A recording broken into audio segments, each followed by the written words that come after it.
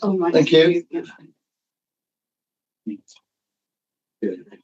Okay, good evening and welcome to this meeting of South Oxfordshire District Council's Planning Committee. I am Councillor David Brotherton and I'll be chairing this meeting. May I remind everyone that this is a meeting in public, not a public meeting. Only members of the public who are registered to speak are allowed to do so. I will call them to speak during the appropriate agenda item. This meeting is being held in our offices in Abbey House, Abingdon. Committee members are here in person. Speakers are able to join remotely. The system allows councillors who are able to attend in person to contribute to the meeting, but only councillors who are present in the room are allowed to vote. The meeting is being streamed live on the council's YouTube channel for public viewing. A few procedural matters. The speakers and members of the public have joined remotely. Please ensure that your microphone is muted and your camera is off for the duration of the meeting until you are called to speak. The Planning Committee is a decision-making committee of the council and it is important that a set procedure is followed. All committee members have received a full report on each planning application, either on paper or electronically, and it should be noted that committee members and officers may be using electronic devices for reference throughout the meeting. For each application, we will first hear from the planning officer, followed by the parish or town council, then objectors, supporters, and a local member. Each group will have 5 minutes to speak to the committee, after which members may ask questions of the speaker. The committee may then ask questions of clarification of the planning officer. The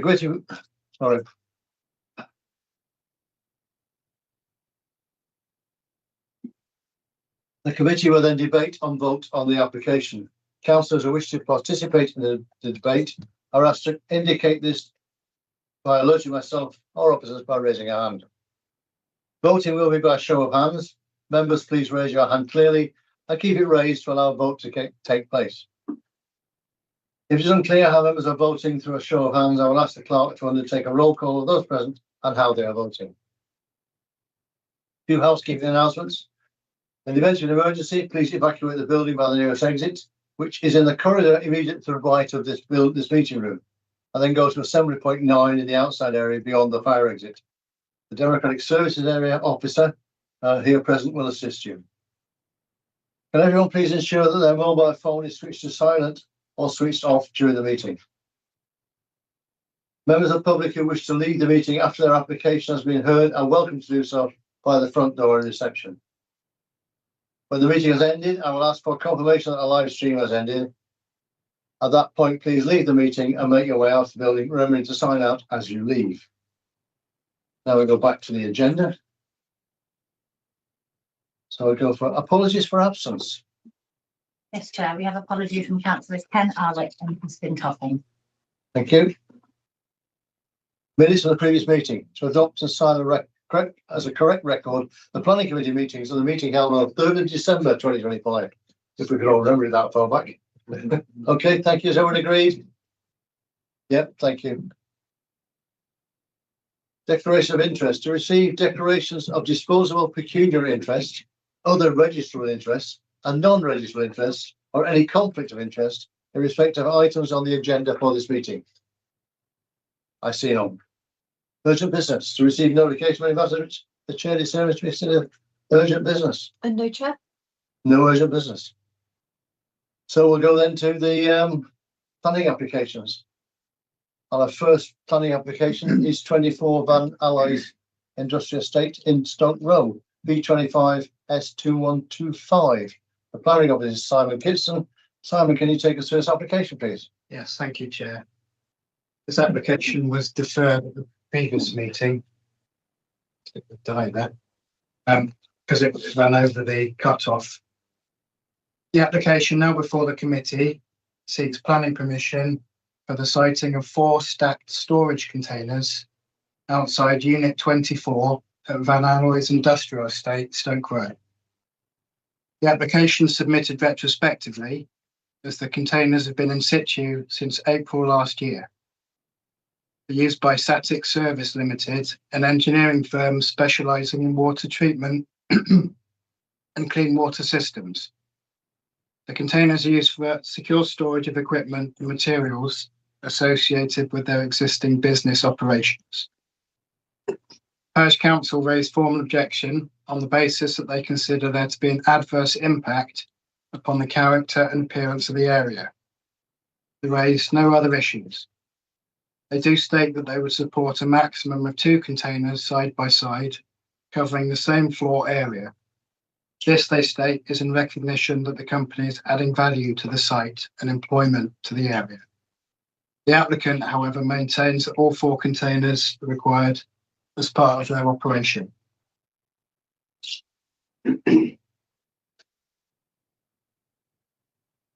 With the slides here. The containers are located towards the centre of the estate, surrounded by other units which encompass a range of commercial properties. There is an emphasis on light industrial uses, with some office, retail and storage functions with associated parking and storage. The site does fall within the Chilterns National Landscape, though this is not readily apparent standing in the estate. The land has a long-standing commercial and industrial history since before 1950. This is a submitted block plan. The containers are located on hard standing in the corner of the site, which has a relatively generous forecourt compared to other units. The structures are also adjacent to a storage building serving red metal, an industrial unit specialising in metal fabrication. Each container is approximately 6 metres deep by 2.5 metres wide. The overall height is approximately 5.5 metres. The unit at number 24 is around 4 metres to the eaves and 7.6 metres to the ridge. I will show some photos to help put this into context.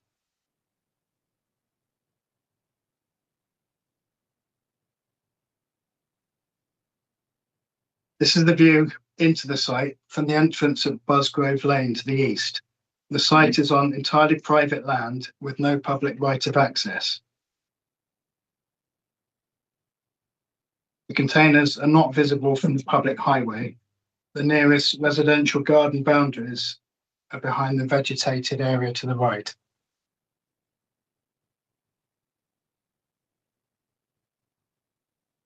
So there is a bit of a delay with the slides coming in. The main visual impact is confined to views within the estate. Whilst the containers have a utilitarian and temporary appearance, I do not consider them to be particularly out of keeping with the surrounding land uses or the prevailing character of the industrial estate. They are higher than the eaves of several buildings, but lower than the ridges and considerably smaller in volume. They do not, in my opinion, appear particularly visually intrusive within their immediate setting.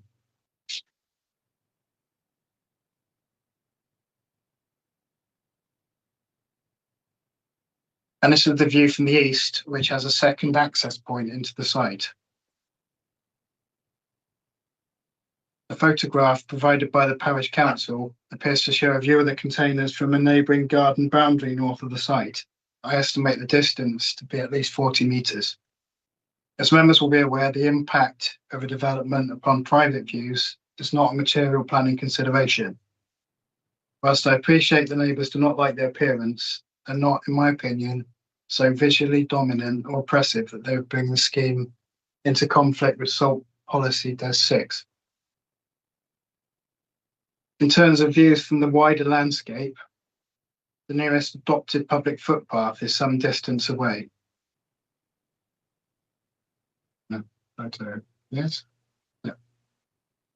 There is an informal path running adjacent to the southern boundary of the estate, from which there is a fleeting glimpse of the containers through a gap between the existing industrial buildings.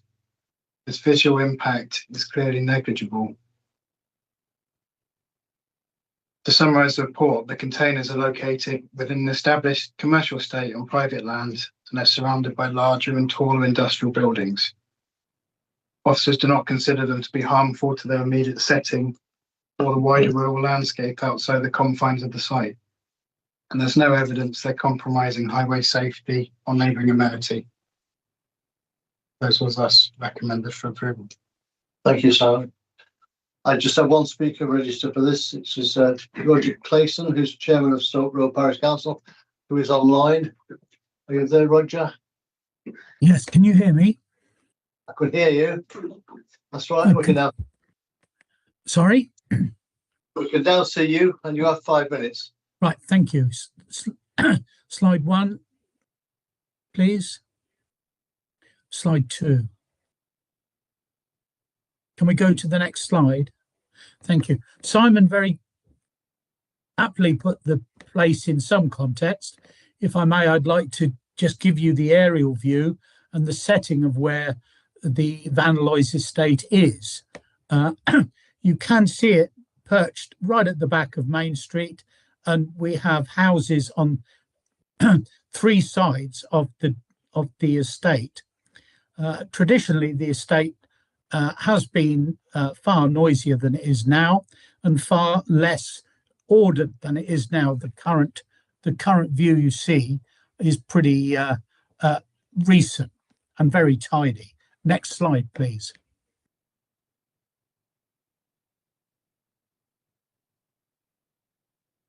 Can I have the next slide?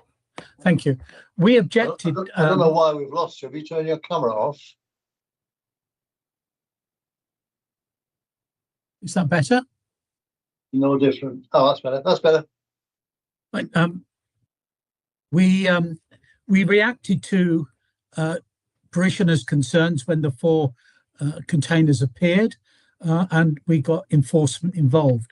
The site has had a problematic tenant in the past and is still there, so we were pretty keen to get our views heard, and we considered the 4 containers too high and affecting the amenity of the houses that bounded on it from Main Street in Stoke Road. Next slide, please.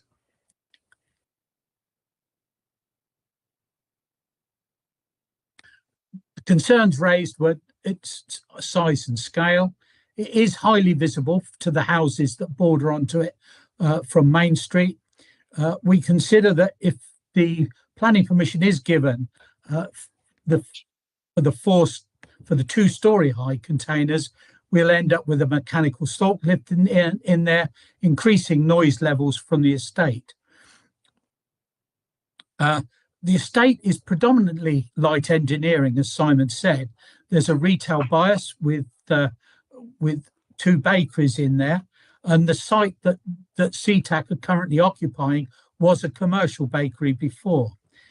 2 of the 2 bakeries in the estate won 7 of 15 National Artisan Bakers Awards recently, and we do have a fair bit of retail footfall going through to one of the bakers, and we are in an area of outstanding natural beauty.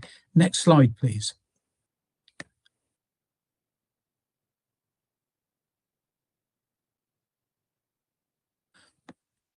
Contrary to Simon's statement, we have had several complaints and comments from residents, all I would say from that border onto it. So they're all viewing this from bedroom windows or from their patio areas. The noise from the residents is slightly subdued because we have had problematic relationships before with a tenant in the area, and they wanted to keep a low profile, so they used the parish council as their main voice against the 4 containers. Next level, please. Next slide, please.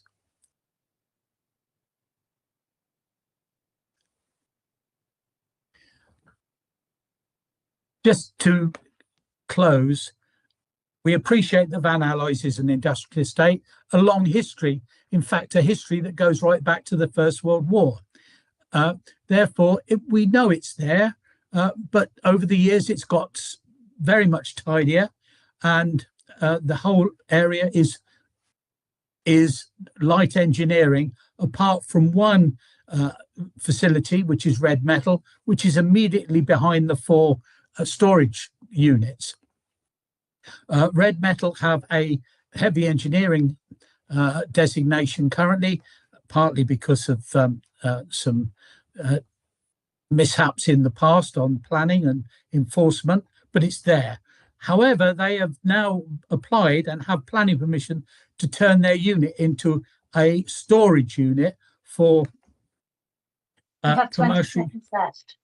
commercial use. Can I have the last two slides, please?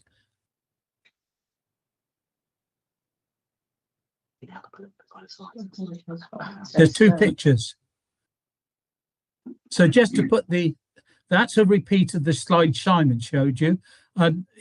We consider that the two containers high are higher than Red Metal, which is behind, and you can see the rural nature of the area at the back of Van Looys. Next slide, please.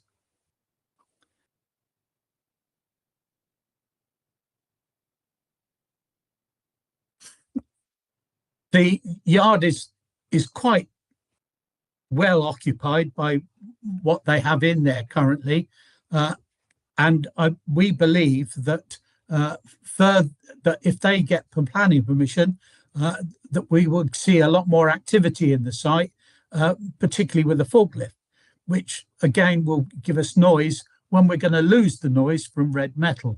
I would say that the site immediately opposite has been purchased by a very well-known collector who is turning 4 units into ambient storage units or controlled storage units, which will further lessen the noise from the estate for the residents of Main Street, and further. Okay, Mr. Clayton, I think that's enough time. Your time Right, is up. okay. Okay, I was Commissioner, there any anyway. questions? I was there anyway. Councillor Gordon Green. Thank you, Chair. Mr. Clayton, the containers, you said they've been there since last April, or that's the information we were given. Yes, that's when Correct. that's when we reported it to enforcement. So my question is, have there been forklifts as a result since then? Nothing yet. Okay, thank you. They're accessing it by ladder. Any other questions? Councillor Higgins. Yes. Hello, Roger. Good to see you. There's something on your previous slide about a resident talking about delivery vehicles being unable to manoeuvre when the containers are being used or stocked in some fashion. Can you offer us any more sort of insight into that, how that problem comes about? Well, if they're manoeuvring stuff in the yard, the delivery vehicle has to wait outside before they can go in when the yard's quieter. But we would have to admit that situation would be the same if there was 2 side by side single story. Got one more. One more, and could you give us? I mean, you talked about pedestrian footfall, access to some of the retail premises and bakeries. Could you maybe give us a little bit more colour on that and insight into that? Well, you get quite running in front of them is the road that Simon gave you a picture of that goes down to the units, or these two units. You would get pedestrians and cyclists, and you would get ladies in going down there.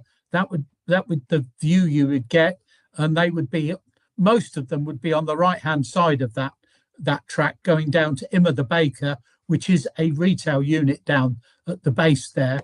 And by the way, they've just, as well as winning some of those prizes, they've gone into the Good Food Guide. So that can only increase the traffic down there, and give us a few more problems. Councillor Sadler. Yes, Councillor, you have indicated to to them that you prefer them to stack them, not stack them, but have them single story height Yeah. instead. Have you any idea why they need to stack them? I mean, it looks like they've got a fairly big space there. Do you know why they're needing to stack them? They have a big space there. We don't know why they're too high. They're 2 stories high. But because of the history of one of the sites, we are twitchy about any development that just happens without planning permission and without due consideration. And that's why we've objected to these being 2 stories high, because we don't see any reason for them to be 2 stories high. Thank you. Okay, all right. Thank you very much, Mr. Clayson. Thank you. Do I turn Right. off now? You can turn off now, please. Yes, yeah. I think Mr. Clayton was trying to draw us into areas outside the planning application, so I'll sort of stress again, please keep to the planning application. Yeah. Okay, we'll go back now to, well, James, you're the local member. Do you wish to speak as local member or? No, No, that's okay. And Joe's not here, so that's it. We'll go back to Simon if you've got any questions for Simon. For the planning officer. Yes, Councillor Higgins. Yeah, so completely understands, business needs change from time to time. So he's sort of what I suppose one of my concerns with this is it's 4 shipping containers is quite a large volume of space, and it's almost like a sort of de facto building, isn't it? And presumably if someone had applied to sort of throw up a building there, a storage building, we'd be having a sort of different conversation. What are the sort of principles that apply, I suppose, in terms of it's not a logistics business, it's being used as effectively a storage building sort of thrown together from shipping containers? Well, the applicant is maintaining that it's part of there's an operational requirement as part of their existing business. They're saying that they only believe the existing unit is capable of accommodating all the equipment associated with their business. They're keen to stay on the site as an open employer. I think the point that the parish council haven't really disputed. They're not really a permanent building, because they could be removed from the land if they're no longer required for that particular purpose. Whereas a permanent structure would be a lot harder to remove from the land. I think it's not particularly dissimilar to the red metal storage unit directly behind it, which is a prefabricated steel frame structure with corrugated steel roofing. I mean, ultimately what they're proposing, we would need to consider whether it is resulting in any particular planning harms in terms of the usual considerations, amenity to the area, highway safety. I don't believe any of these things are deal breakers. Yeah, I think I can reiterate what Simon said. It is there any planning harm? Not all the other things that we've been trying to draw away from. It's this application. James, you want a question? Yes, Simon, just for clarification, is the land where these containers are standing within the holding that SATEC have? Rather than a common area to the rest of it's within their unit, the unit that they operate from. Yeah. Okay. I'm not asking whether they own it or not, but it's within their unit. It's not standing on. It's within their unit. Yeah. I'm trying to find a better photo for you. Yeah. So that's. Delay again. So you'll just have to wait a second. Yeah. So that area was partly enclosed with those. So they're not interfering with anyone else's vehicle movements. No other units on this estate. And there was an aerial shot which showed that, and that aerial shot with the containers already in place, I believe. Yes. I'm just checking that because on your initial map it shows quite a large area, but I think that one. Yeah. So the red line is something I drew on it to roughly match up with the site area on our system. So it's not that the whole of that red line is now full of containers. No, it's only where they're shown there. Okay. And my last question was, I may have invented this. I thought when I first read this, which was the last meeting, that there was an offer from the applicant to paint these if that would make it more acceptable. So Is there anything about that? well, they did send an email to the parish council, to the district council planning committee, because the applicant was unable to attend because he was having an operation. So that was one of the points that they put in their email to members, that they'd be prepared to paint the containers in a recessive colour. I mean, it's rather subjective and I think superfluous, but yes, that members do have that power to impose a condition requiring them to be painted if you feel necessary. I don't think it's entirely superfluous. I think that dull green containers vanish into the background, whereas reds and blues and whatever else there are more prominent. And I would suggest that if we're minded to approve it, We're still on questions. Can we move on? that's well, Do okay. you want to move on to debate? What? No. I've got one, sorry, very brief further question. If we were to approve it, would it be appropriate, or is there a prospect for us to time limit the having the containers on site? Well, the purpose of the condition here is to address planning harm. And I don't think there is a particular planning harm. Again, members have got the power to put on a condition, but I'm struggling, I suppose, to work at what value that would serve, and at what point would the time limit be required to expire, and what purpose would it serve if the business is continuing to operate from the site? And you could condition. Can I just add a bit? Could we actually time limit it in that it's only applicable to that occupant of that unit? Yeah. Yes. So if that occupant of that unit cease, then Then the container should be removed on the land, yes. Yeah. That would be the most appropriate. Yeah, I suppose it's just the notion of having for the next 20 years, a sort of de facto building of, of shipping containers there, while the usage of the estate is clearly evolving and may evolve. I further think I'm with you. Let's move into debate and then we can debate that. Yeah. Okay. So if we're going to debate, I need a motion to debate. Councillor Green. I propose we go with the officer recommendation, but have a few. Okay, for approval, is that seconded?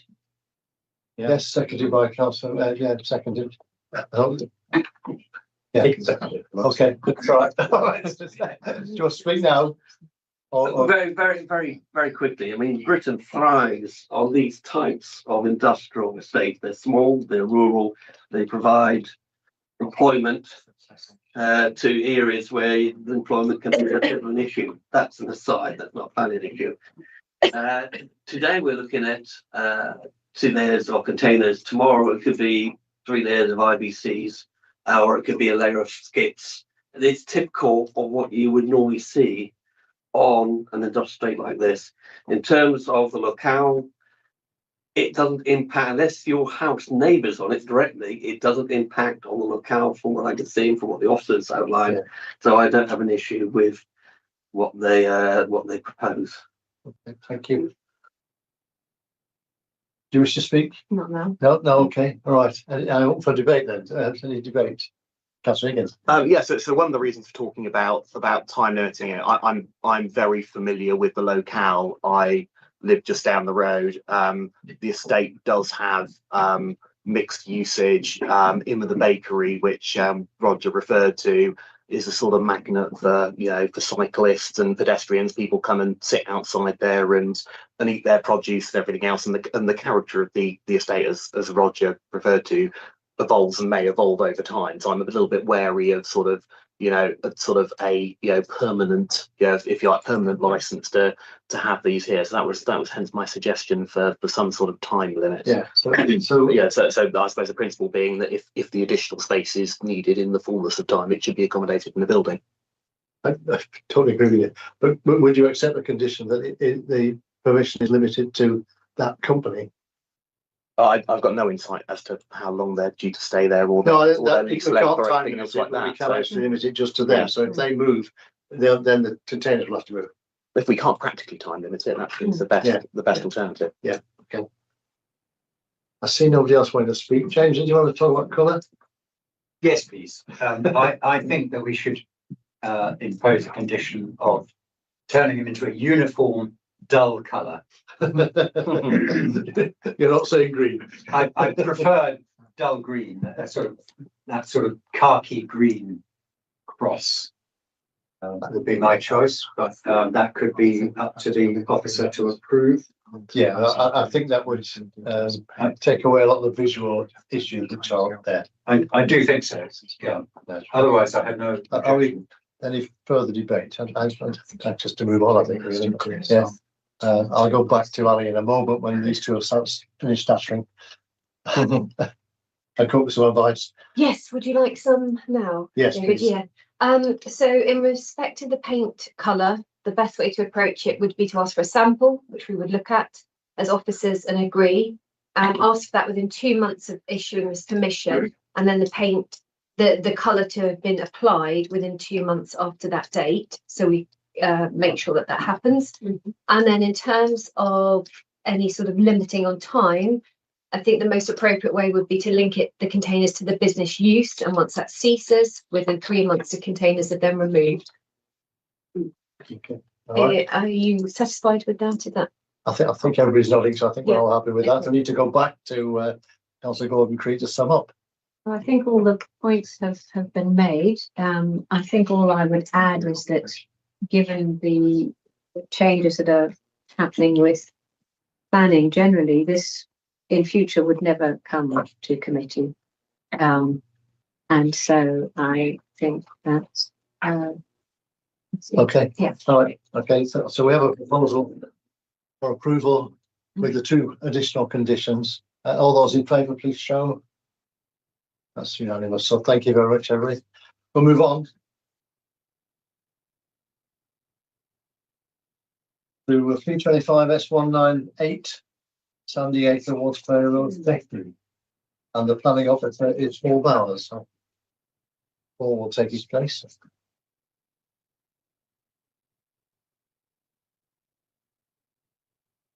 Welcome, Paul. Thank you.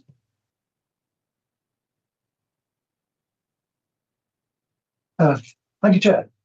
The application is before Planning Committee this evening as the views of the Parish Council differs from your officer's recommendation to grant planning permission. Members will see from paragraphs 1.3 to 1.11 of the report that there is an extensive history on this site.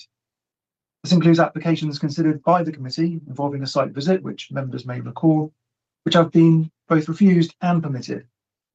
In short, previous permissions for 2 dwellings have required, by planning condition, that the existing bungalow on the site be demolished. The council refused an application to retain the bungalow. The decision was appealed and the appeal dismissed. Most recently, the committee granted permission, altering the trigger for the bungalow to be demolished from the occupation of the first approved dwelling to the completion or occupation of the second dwelling. As things stand today, the first dwelling has been occupied, but the second dwelling has not been constructed. The bungalow still stands and is not yet required to be demolished. It is important to state from the outset that the dismissed appeal against the council's decision to refuse the application for the retention of the bungalow was on the basis of a technical matter in terms of the type of application that had been made, and not on the basis of planning merit. The application before members this evening is to retain the bungalow and carry out alterations to its external appearance, provide insulation, and the provision of dedicated garden and parking areas. Since the most recent application to retain the bungalow, there have been several changes in terms of local and national planning policy that are pertinent to the consideration of this application to retain the building. These changes are: the Beckley and Stowood neighbourhood plan has been made and forms part of the development plan. The National Planning Policy Framework was revised in December 2024 to include the concept of grey belt, and changes to the council's published 5-year housing land supply position. The neighbourhood plan includes a defined settlement boundary. The site is shown outside of the settlement. As the site is outside of the settlement, the site would not qualify for infill development within a village in respect of development that would not be inappropriate in the greenbelt. However, since the most recent decision to resist the retention of the bungalow, the government has introduced the concept of the grey belt.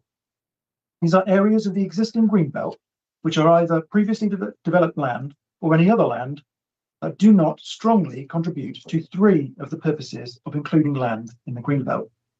These purposes are: A, to check the unrestricted urban sprawl of large built-up areas, B, to prevent neighbouring towns merging into one another, and C, to preserve the setting and special character of historic towns. It is important to stress at this point that grey belt does not have to be officially designated as such. It can be looked at on a case-by-case basis. As a tool to consider the contribution of the site to these three purposes, we can refer to the Greenbelt Assessment, which was produced as a background paper to support the production of the joint local plan. For each of the purposes, it deems that the area that includes this site as having either no contribution and no contribution to each of the three relevant purposes. This is previously developed land, and as such, your officers consider that the site to qualify as grey belt. Paragraph 155 of the NPPF states that the development of new homes in the green belt should not be regarded as inappropriate where all of the following circumstances apply. A, the development would utilise grey belt land and would not fundamentally undermine the purposes of taken together of the remaining green belt across the area of the plan. There is a demonstrable unmet need for the type of development proposed, but the development would be in a sustainable location, and where applicable, the development proposed meets the golden rules requirements. Whilst this development does not strictly create a new dwelling, it would involve the retention of a dwelling that should be removed, and therefore it is wholly appropriate to consider this proposal in the context of paragraph 155. The development comprises grey belt land, and the retention of a single dwelling contained within an existing developed site on the edge of an existing village within the green belt will not, in your officer's view, undermine the purpose of including land within the green belt across the wider area of the development plan. The council cannot currently demonstrate a 5-year housing land supply, and this demonstrates that there is an unmet need for this type of development, i.e. housing. The siting of the development on the edge of the settlement, adjacent to existing buildings considered to be within the village, means that this is in a sustainable location. The Golden Rules makes reference to major developments and affordable housing provision and infrastructure. This proposal does not constitute major development and is below the threshold to require affordable housing. Considering all of this, the officers conclude that the retention of the dwelling is no longer inappropriate in the Greenbelt. This proposal now materially differs from the previously refused application to retain the bungalow. In terms of housing policy and the adopted neighbourhood plan, policy VB1 allows for housing outside of the settlement where they are not inappropriate in the Greenbelt and have regard to the principle of sustainable development. Therefore, as the development is no longer inappropriate in the Greenbelt and in a sustainable location, the proposed retention of the dwelling accords with the neighbourhood plan.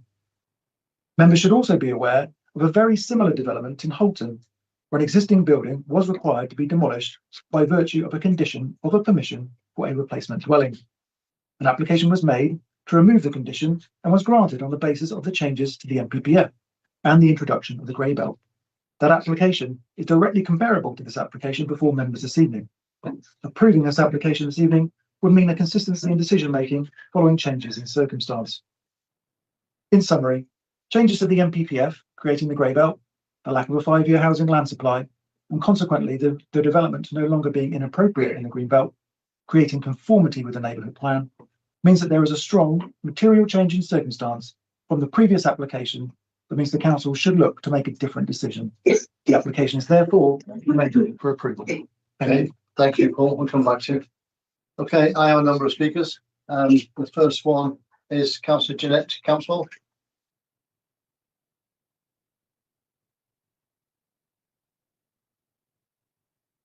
Evening. Jeanette, you have 5 minutes. You can't sit down. Well, I'll stand up because I'm only small. So could I have the next slide, please? So as was mentioned, some of you have visited this site. It dominates the conservation area of Beckley. The bungalow would never have got planning permission now because it's right on the edge. It overlooks all the neighbours. It's 10 metres up. You can see it here, so you can see it when you step out the pub. And our neighbourhood plan contains an important view that must be preserved down the high street, which it affects. Next slide, please. So the planning history, the applicant, who is a developer, have not visited this committee's and SODC's previous decisions about it. The important thing in the NPPF 154, which has never changed the Greenbelt policy, is that development in the Greenbelt is inappropriate unless one of these exceptions, and the only exception that applies in this case is the replacement of a building, providing the new building is not materially larger. So the bungalow must be demolished under that clause. Next slide, please.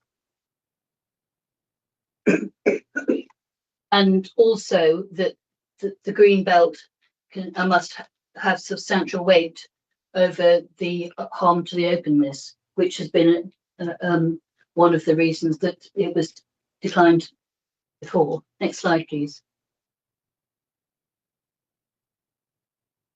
There are planning issues. There's been an unpermitted extension to the bungalow, which is scheduled to be demolished, which has only shown up in these latest plans. The second house is supposed to have been started, but there's been no sill payment. And we did complain about this a year ago, nothing's happened. And the first house we were told was empty, but neighbours think it's being occupied. Next slide, please. So what is the SODC's position on this? We asked Lucy Murfitt, SODC's Senior Planning Policy Officer. This is part of her email, which was in our submission. So no grey belt has been designated by SODC, and a new green belt assessment is required, she said in here, which they're discussing with the other councils. Any grey belt change has to be examined and go into a local plan. This hasn't been. There are no plans either in the current local plan or the new local plan, which is emerging, for this site or any other site to be removed. And if you go ahead and approve this, it will be open warfare with developers, and they will want every site that they can possibly think of in the green belt to be developed and called grey belt. Next slide, please. So the Oxford Green Belt study that was mentioned, one of the important criteria is for the green belt is that it stops unrestricted urban sprawl. And they are suggesting in this report that this little ribbon around the outside would be sufficient to stop unrestricted urban sprawl from Oxford, which is clearly ridiculous. Next slide, please. So Beckley has a very important part in the objectives of the green belt. The urban sprawl is very important, especially with land north of Bayswater Brook. The countryside being encroached, as Greater Oxford is proposing, and the setting of special towns, particularly Oxford. What's not mentioned in the officer's report is where grey belt is identified, it doesn't automatically follow that it should be allocated for development or released from the green belt. And footnote 2, which is also not mentioned, which that a good reason for refusing is any of these things. Now, all these sites in green, so habitat sites, we've got 2 SSSIs, irreplaceable habitats, and designated heritage sites are all in Beckley. Next slide, please. So please reject this application. The retention of the bungalow has been rejected 3 times, and it should be demolished because that's the green belt legislation that's been in place all through these things. And we would get 5 houses, not just 1 more. It wouldn't contribute to the 5-year land supply. Do you really think that one bungalow being retained is going to make any difference whatsoever? And we don't have an unmet housing need. The bungalow itself is overbearing and would never have been given planning permission now. It's got a negative impact on the conservation area and it's been extended without permission. The grey belt has not been designated by SODC. It requires a new green belt review and it needs to go into the local plan and be examined. So the officer's recommendation conflicts with the current and emerging local plans. But most important is nobody has had the opportunity to challenge this. You as councillors have not approved making random places grey belt so that developers can develop any of the green belt that they want to. There's been no consultation, and in fact there'll be no advantage to voting for the to council proposal in the unitary authority, because it'll be similar to Greater Oxford trying to destroy the green belt. And you might want to consider that this would be very newsworthy if you were to allow grey belt development here. It would open it up to all the developers who want to develop the green belt. Okay, thank you very much. Your time is up. Thank you. Thank you. Richie, have we got any questions for the speaker? Yes, Councillor Sadler. Yeah, you mentioned the 5-year housing land supply and the fact that that's been, that this house would not contribute to that 5-year housing land supply. I mean, But it's not going to make a huge amount of difference, is it? not a huge amount of difference. Yeah, Yeah. exactly. I mean, how do you feel about the fact that the 5-year housing land supply is being, that's been used as a weighted in argument for approving this? I mean, that's, Well, I think that's it's what just we're being asked to do. I think it's just completely irrelevant. I mean, the 5-year housing land supply is a big issue for SODC, but this isn't really got anything to do with it at all. So it's clutching at straws. Yep. Okay, thank you very much for your presentation. Thank you. Our next speaker is Dom Holdsworth, who's online via Teams. Hello, There can you you are. hear me? We can hear you and we can see you. You have 5 minutes, Mr. Holdsworth. Thank you. I don't have a presentation. I'd like to thank councillors for taking the time to consider this planning application. This must be the 7th or 8th time that Sandy Acre has crossed your desks. And let's be clear, if this application is granted, you'll be seeing Sandy Acre in this committee room a lot more often in the future. But if this application is denied, we can once and for all put this issue to bed and put an end to the excessive waste of time and taxpayer resources that lies in the history of this site. This application has no merit. It is a cut and dried case. There have been no material changes to the relevant planning regulations and no material changes to the site. There are therefore no material reasons to change the original conditions imposed, particularly as they were upheld by the planning inspection on appeal in 2024. To address the main issues head on. 1. Beckley is not in the grey belt, and nor is it about to be. Grey belt designations, as Ginny said, will not be considered for some time to come. This property sits, as evidenced by the photos and maps shown by the planning officer, this property sits in a highly visible, highly sensitive area and cannot be considered grey belt on an ad hoc basis, despite the protestations of the same planning officer. A site less likely to be deemed grey belt is very, very hard to imagine. 2. Relevant NPPF guidance on the green belt has not changed. Clause 154D still requires a replacement building to be, quote, not materially larger than the one it replaces.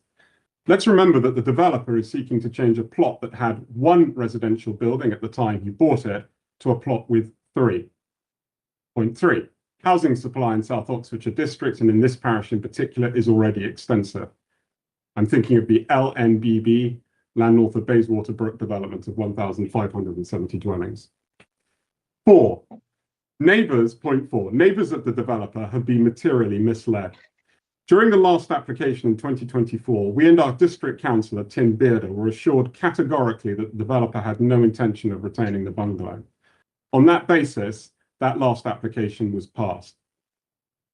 That assurance has now vanished, and so has any support for this development among the local community in Beckley.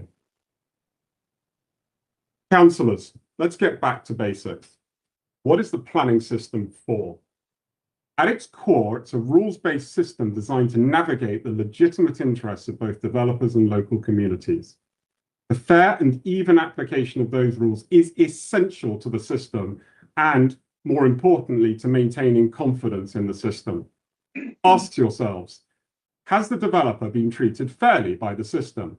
Well, the Greenbelt rules unambiguously require that Sandy Acres should have only 1 dwelling place, while the developer now has permission for 2.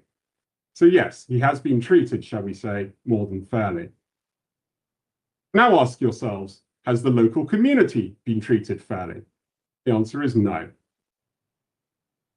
Again, As evidenced by the planning officer's photos and maps, the Sandy Acre plot sits on a highly visible corner of the Woodperry Road where the land slopes downwards to the north, offering pedestrians, cyclists and car drivers some of the finest views in Oxfordshire. It's a far-reaching vista that stretches across Otmore to Northamptonshire and into Buckinghamshire. Further, the plot sits in a nook bounded on two sides by the Beckley Conservation Area. Green belt rules were created precisely to protect this kind of site. On top of that, the site is in a sensitive area from a flooding point of view. Properties directly beneath the Sandy Acre plot experienced severe flooding about 18 months ago. No evaluation, I'm choosing my words very carefully here, no evaluation has been carried out of the impact of having three properties, quote, three properties on the Sandy Acre plot and the likely exacerbation of flood risk to the properties below. In summary, it is bizarre that we're even discussing this application tonight. SODC planning officers should have thrown it out long before it reached this meeting. Throughout the long line of Sandy Acre applications, we've witnessed an uncomfortable level of coordination between past and current planning officers, with the latter signally failing to uphold their own system. Last 30 seconds. It falls therefore to you, councillors, to uphold the system and its rules. Because let's be clear, the issue here is not about one property, it's about whether we have a planning system at all. I urge you to stand by the original conditions, to show that the planning system operates without fear, favour or bias, and to throw out this application. Thank you very much, Mr. Holdsworth. Well timed. Committee, have we got any questions for Mr. Holdsworth? I've seen none, so thank you very much for your presentation and your time. Thank you.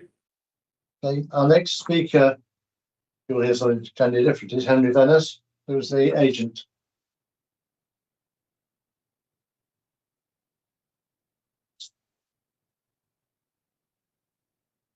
Thank you all. The previous speaker obviously spoke very vociferously against this proposal, but he has missed the point that things move on. New policies have come in. The NPPF was revised in December 2024, and that is a material change, and that is what you've got to look at.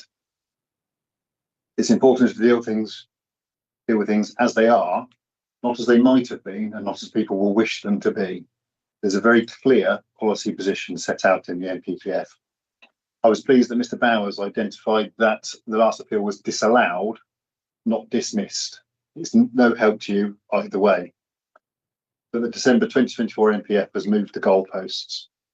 That is why, in Great Milton, in the same green belt as Beckley, as my slide number 13 would show, if you would please, SODC has approved in the last 6 months at number 3, 5 to 9 houses in principle, at number 2, 5 to 9 houses in principle, and at number 1, an outline planning permission. All of those have resulted from the change that happened in December 2024. There is an acknowledged shortage of houses, and the only way to tackle that shortage of houses is to grant planning permission for them. The new grey belt test means that different decisions have to be made. The government is very clear on the need to deliver housing, and all those Great Milton sites are very close to the village. This Beckley site is also very close to the village. In fact, I would say it's probably inside the village, irrespective of the built-up boundary provided in the Beckley neighbourhood plan. I don't think the report goes quite as far as it could, because the NPPF allows for infilling in villages. But Mr. Bowers has given a very balanced report and still finds in favour of the report.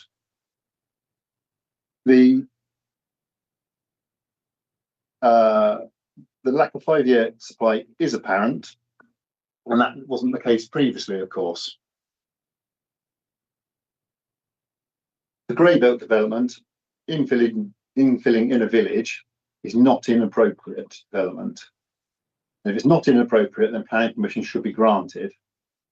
And that's why planning permission was also given in the Holton case that the officer referred you to. And that occurred in December 2025.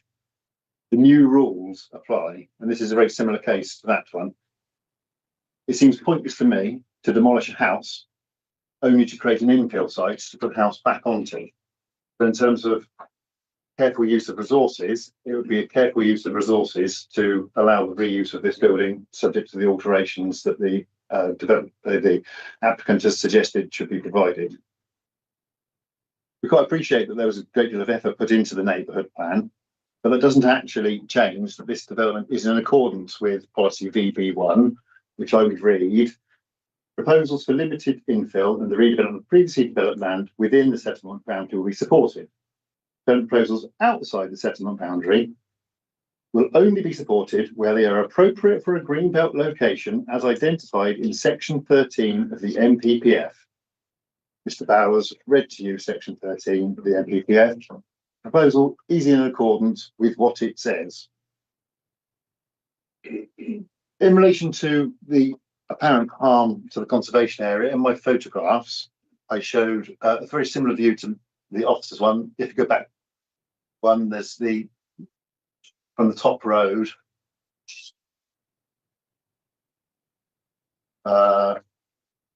number 12, if you would please. This was taken this week. This is the wintertime view.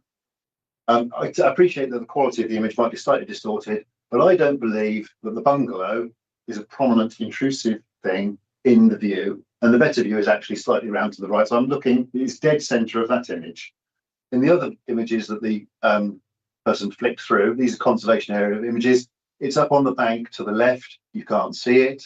Yes, if you go backwards through these views, it's not in that view at all, but this is what the high street view is really of. This is the view from the pub, car park, not the pub door as the parish council indicated. You can't see the building.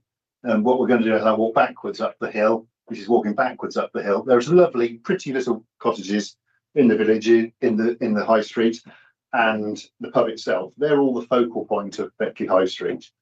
The important view is not directly towards this site. There's no harm to the conservation area, and that's why the conservation officer found that it should be supported. I think the officer's report is very fair, and it finds that there is compliance with the policies, and therefore you can support the application. Thank you, Ms. Venice. Chris, you have any questions? Councillor Sadler. Yeah, Mr. Venice, you made some very good points, of course, but just going back to Mr. Holdsworth's point about the application as it was, you know, to provide these two houses and then to take down that one, and that was agreed. It was about, he made the point about the committee upholding these decisions and you know, showing that we've got teeth in that area. I mean, how did you respond to that? Well, by 2 points. South Oxfordshire District Council, so nothing to do with me, as in the case of the Holton example, where there was a proposal for a replacement house. The replacement house has been built, not yet ready to occupy, so the person was just about to move across the replacement house. The changes to policy have come in. They made an application to keep the existing house. SODC has granted consent that that house can be kept. In that case, it's very similar to this case. Council accepted that it was okay because of the change in the rules on the MPPF, that it was okay to keep the existing house. In this case, the applicant had proposed to knock down this existing house.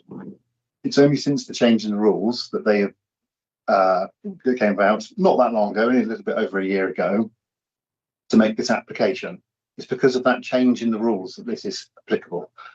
The bit that I tried to allude to was, I don't see that there's a particular value in knocking down a house which is already there to create an infill site to build another house back into that place, which would, as the officer has set out, be in accordance with the current policy position. But you're using policy arguments and 5-year housing land supply figures and all sorts of things like that. And we're talking about residents who live in the village who rightly feel who rightly feel that they've been promised something on the original application, and that we're now not delivering that because there's a policy change, because we don't have a 5-year housing land supply. How do you answer that? How would you answer that to the residents? There's been a policy change. There's a bill. There's been a So that's your answer.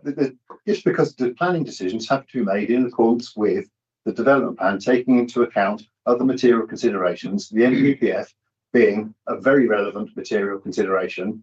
There was a change in government in summer 2024, elected on the basis that they're going to supply 1.5 million homes to deliver the homes that people need everywhere, not in certain places, everywhere across the nation. The need for housing isn't set by me, that's set by other people. It's not set by my client, it's set by the government. The government has changed the rules because it wants to deliver more housing. This is a way of delivering more housing. Are they keeping I this house? appreciate. Are they that keeping my this house client- because? Sorry, Councillor Sadler. Are they keeping this house because they feel that it's needed, or are they doing it for their profits? They feel it would be a useful service to the village to retain this house. There was a comment about whether they were moving across. They're in the process of moving across from the new house, which has only just been finished being built, from that one to free it up for somebody else to come into the house. Thank you. Okay, are there any further questions for? Yes. Yeah. Very touching. Your client is so concerned to improve the housing supply, and these are very commendable. But they've already got planning permission for another house, haven't they? The house which was originally going to be the building, going to be a garage, and they applied for it to be now a house. Why haven't they? If there's this great need and for the house, and why isn't that house being built? Please don't think that I'm being rude. I'm standing in for a colleague. I don't know everything about this case and why that didn't happen. It could have been for a number of reasons. You. I think that's a fair answer, and I think it's one of their questions. Well, yeah, I'm familiar with the site. Thank you, Mr. Dennis. Thank you. Yeah. I think all these questions were asked when we went on the site visit and we applied it until last time. It's interesting. It's all come up again. Right. Questions now, and I'm sure there are lots of questions for Mr. Bowers. It would be the ward councillor, but he's not here and not around. So, Mr. Norman, Councillor Norman, sorry. Thank you. So this paragraph 710, I mean, this is a very thorough analysis of the way that the planning guidance has changed. I know we're not in debate yet, but it seems to me unanswerable that the situation has changed, and so we can't refer back to what might or might not have happened in the past.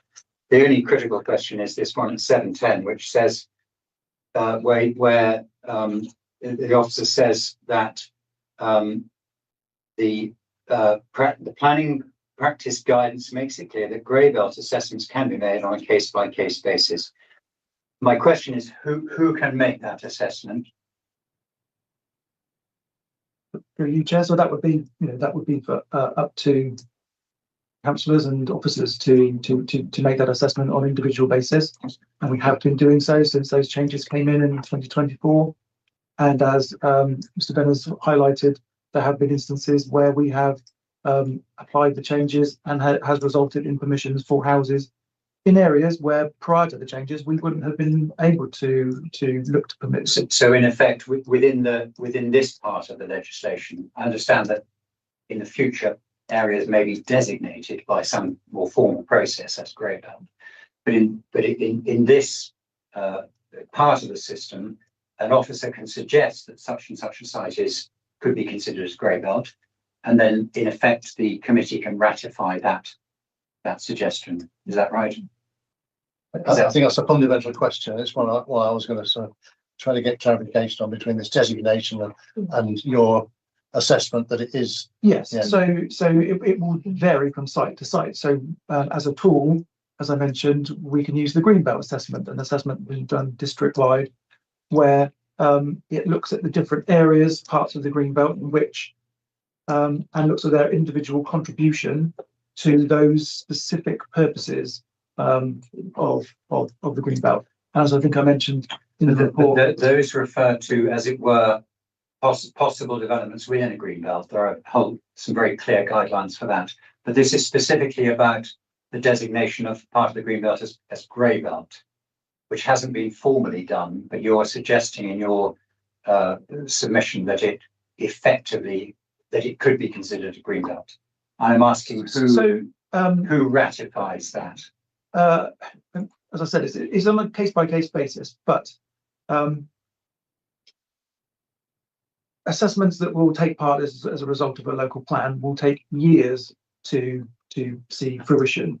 And those changes were made last year to the MPPF, and we have got to deal with them as and when they come into us on the individual site basis. So it may be, there may be other sites that make stronger contributions than this one to those three purposes that are related to the greenbelt, where there may be a strong case to argue that the harm is greater and therefore we perhaps may have to resist it. But ultimately, on this particular case, we're talking about a previously developed site where we're looking at retaining a building rather than erecting a new one.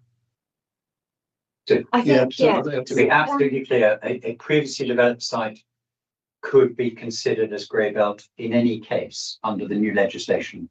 Correct. Just for the fact that it's previously developed. Yeah. In addition, it also says and any other land.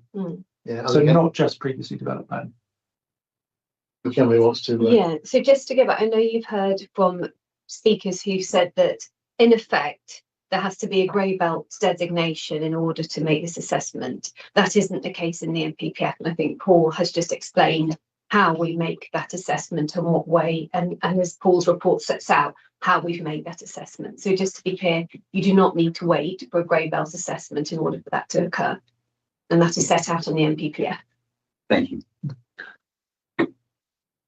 By the same token, then, the power to decide whether a piece of our land is grey belt or not grey belt can also fall to this committee, can't it? Yes, it can rest with the decision maker. Yes. Yes. So if we feel that, as we have done in the past, that's the process, that the officer's judgment is the decision is not we disagree. So if we feel that this is not grey belt, that's perfectly valid position to take, isn't it? Yeah, and you would need to identify the harm from that. Well, I think just going back to the NPPF, that's those 5 purposes that it sets out of the green belt are actually linked in the reading of it when about designation of new green belts, rather than, I think as my reading of the existing green belt, and because it goes on in section paragraph 154 to talk about development in the green belt is inappropriate unless one of the exceptions applies.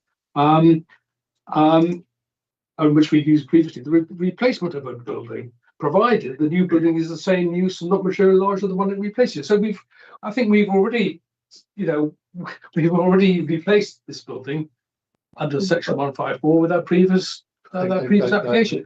That's what it was replaced with. And if this committee decides that this site is not grey belt, that is our prerogative, and we can say that it's still green belt, because then use paragraph 154 does apply, and that that previous decision to approve that dwelling that's currently there unoccupied is the replacement dwelling for this one that should have been demolished.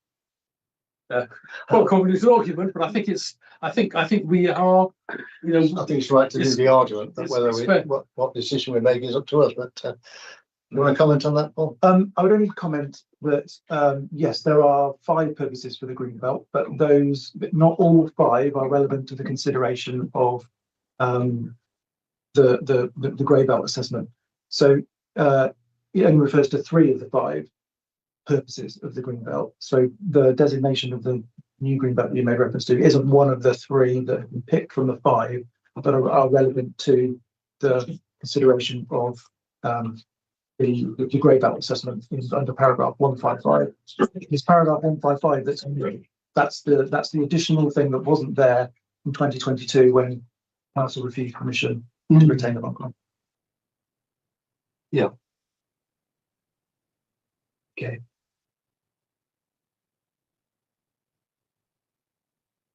Thank you. I'm just reading that all like that. Okay, well, there we are. I think paragraph 155 is the important one, isn't it? Yes. Right, okay, I need to move on, I suppose. Have we finished with questions for the officer? Councillor Sadler? Yeah, I suppose my question, bit of a layman's perspective, of course. I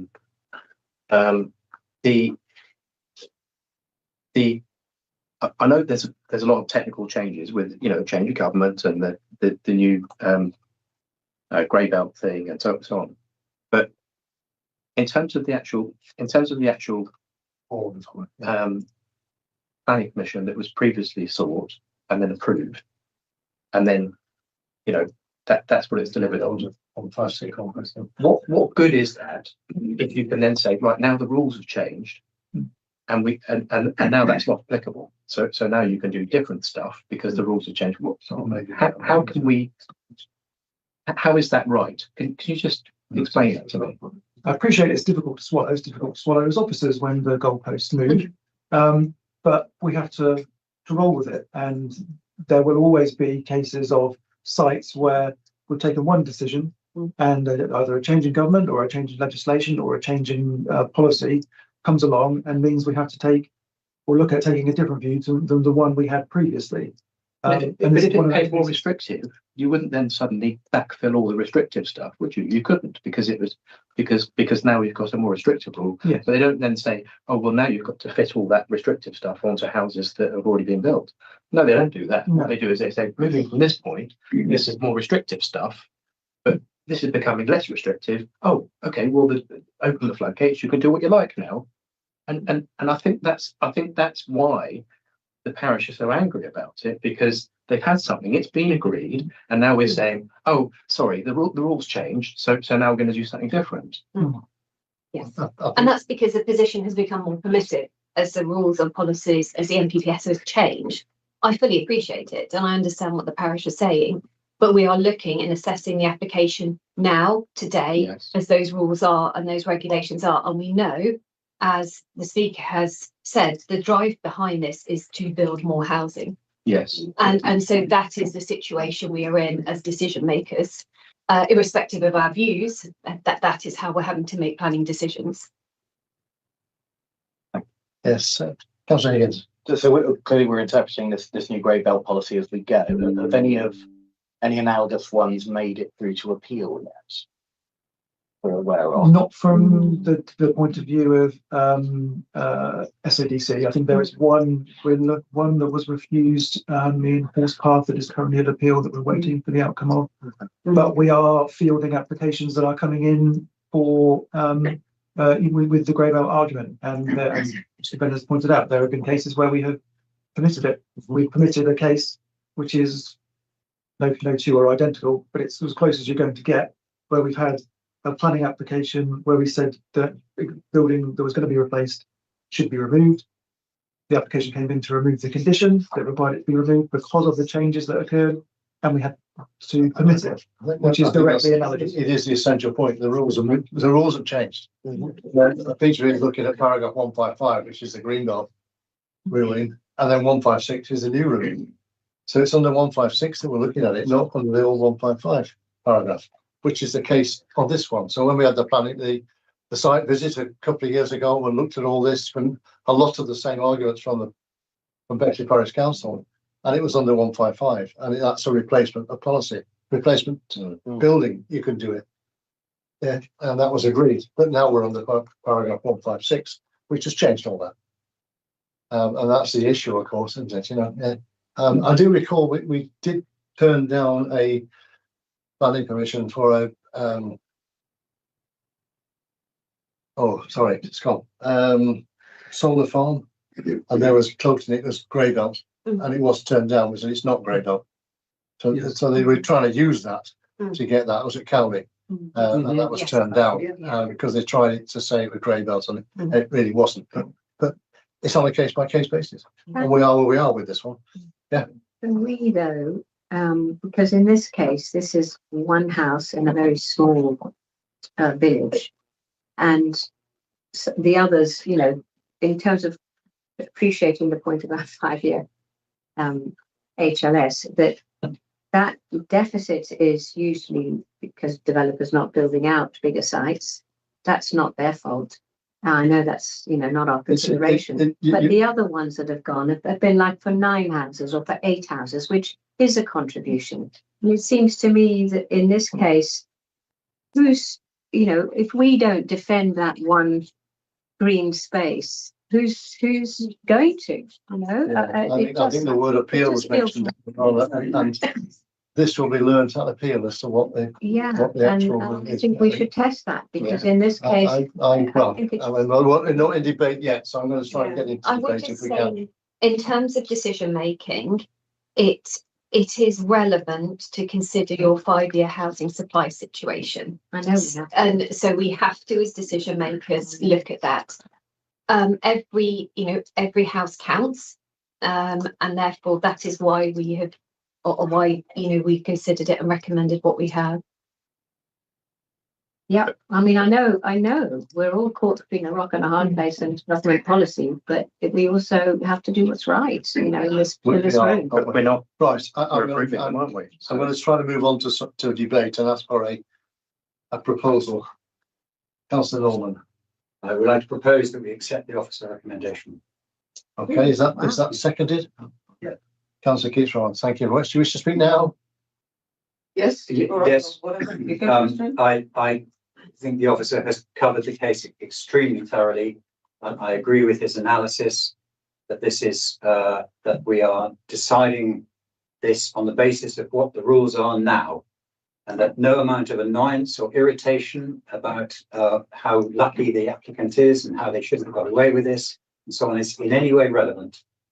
We are simply deciding on the facts of the case now according to the current law, and that has been thoroughly covered and is fully compliant with planning law, so far as I can see. Thank you. Wish to speak now, Kathleen? Yes, exactly the same point. It's been made very clear by the planning officer and also by Mr. Venner.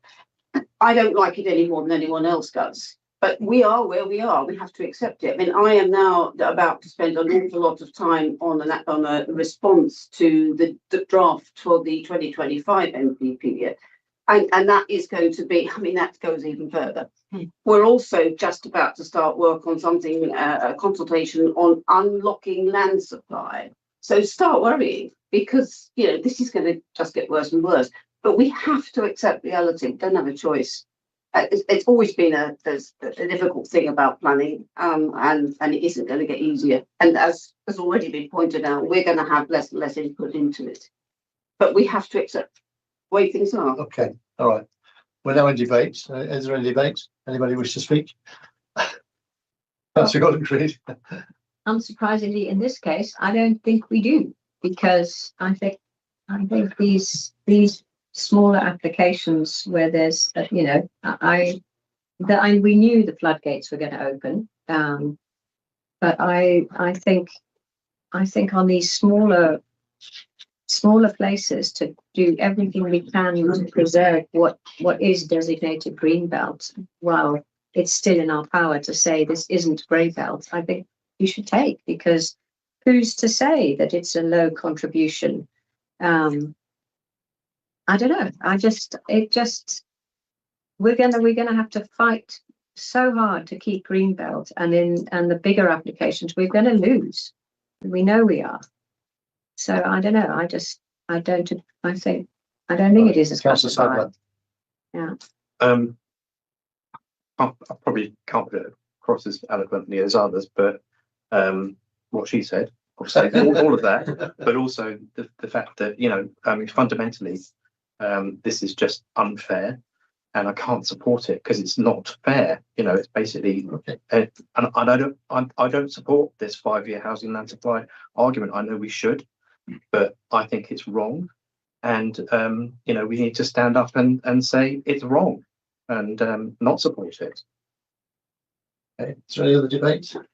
Councillor Dragotti? Yeah, right. I think it's pretty clear that the green belts, we have the right to decide whether a particular site is green belt or not. And certainly when the publicity about the concept of green belt was introduced, we were talking about urban car parks and filling stations and things. And if you look on a detailed map of the green belt, you can see that around in parts of London, what's called green belt is exactly that. It's a car park, around Heathrow Airport, all sorts of things. And certainly there was no intention, and I would argue that for Parliament setting out a green belt was to completely sweep away green belt designations around such as the one we have in Oxford. So on that basis, it's our right to determine whether something is grey belt or not grey belt as to the officers. And I think on this occasion we can refuse. We can decide that it's not grey belt, and therefore it's still green belt. And the reasons for refusal we can look for are still valid in an NPPF, in that it's green belt and it's not an appropriate development in this village. So I think, and I'd be interested to see just how, if it does go to appeal, just what is I'll just remind you, we are voting to approve it. expected. Yeah, indeed. Yeah, but anyway, so I would say we Debating approval. don't support. I don't support this motion. I don't think other members should. Okay, is there any other debate? There's no further debate. I'll go back to Councillor Norman to sum up. I'm not in agreement with some of the comments that have been made against this. You're referring to this, one or two people refer to this as a development. I mean, the house is already there. This is keeping a house that is in fact already there. So by definition, I think this isn't a development. This is I'm not sure what name you give that, but this clearly means that it has potential to be considered as grey belt, because any previously developed land, I think, can be considered as grey belt. There was a specific, a couple of councillors have mentioned specifically their dislike of the 5-year housing land supply. We have the size, the number of houses that are being provided is not relevant in this case. It is the weakening of the defence against development, which the lack of 5-year housing land supply brings in. We have in this committee previously turned down applications where the main case was that there was not a 5-year housing land supply. But in those cases, so far as I'm aware, all of them were not within the development plan. Now this, I don't think you can say this is outside of a development plan. I mean, the case has been made that this is compliant with the neighbourhood plan and compliant with the components of the development plan, so far as they are relevant to this. I hope I've explained that clearly. In my view, this complies with the development plan. Therefore, the 5-year, the argument that we can overrule the 5-year housing land supply doesn't apply, because this is within the development plan. I think it's the harm is absolutely minimal. It's grating that the applicant was originally told to demolish the building and has had several goes at keeping it, and now the wheel has turned, and by good fortune for the applicant, the law now suggests that there is a possibility of retaining a building that previously was earmarked for demolition.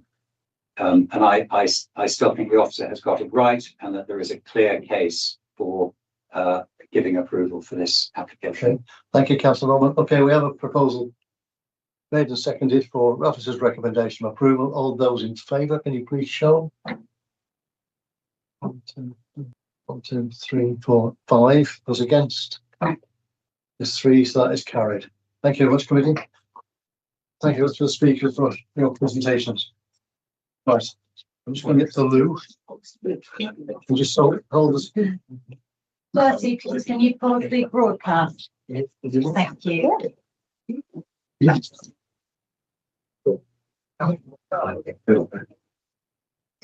Yeah.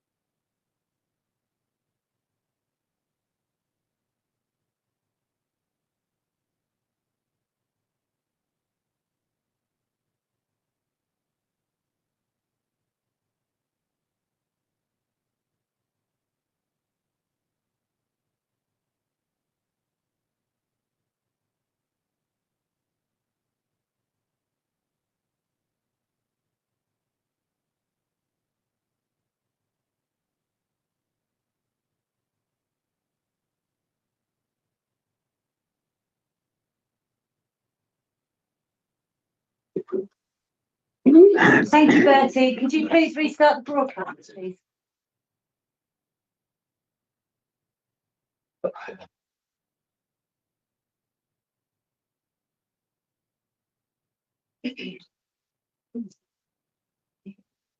We've still got Simon Kitson as the officer from 3 applications ago. Is it? Do we have one? Bertie, are we live on YouTube? Do we have one for you? There we go. Ah. Yeah. Excellent. Is he there? Percy, are you there? He's not there. Let's give us your best Simon impression.